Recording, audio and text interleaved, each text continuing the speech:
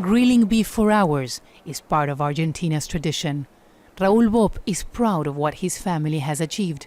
They're experts in preparing the traditional asado or barbecue, the grilling method used by the gauchos or skilled horsemen who roamed Argentina's Pampas region in the 18th and 19th centuries.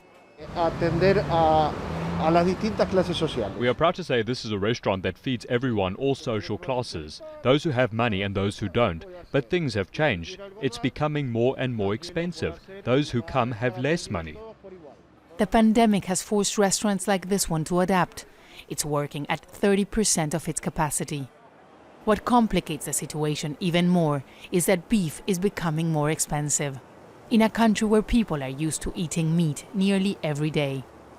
Latest reports show that beef consumption has dropped to an all-time low, or about 50 kilos a person a year, half the amount consumed in the 1950s. One of the reasons is a change in eating habits, but there is more. Beef plays a crucial role in Argentina's culture. This type of asados are part of people's daily life, but in the past year the price of beef has increased around 70% because of inflation and an increase of exports, and that's why the government is putting together a plan that aims to reduce the price of certain cuts. Due to rising prices, cows were taken last year to graze land instead of being fattened with corn. This slowed down beef production and reduced the supply. Experts in the area fear government intervention to control the prices. Back in 2008, government restrictions to prevent a rise in prices ended with a loss of around 20% of Argentina's cattle herd.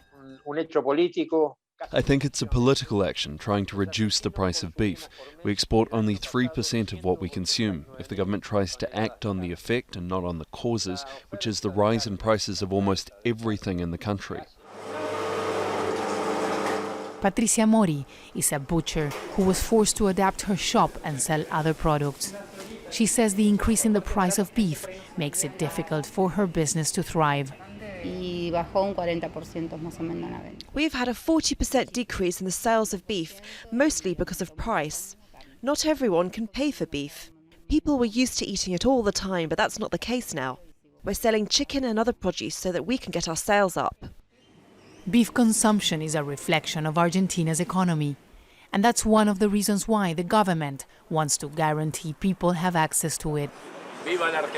But failed policies of the past may end up hurting the sector that has made Argentinian beef famous worldwide. Teresa, Al Jazeera, Buenos Aires.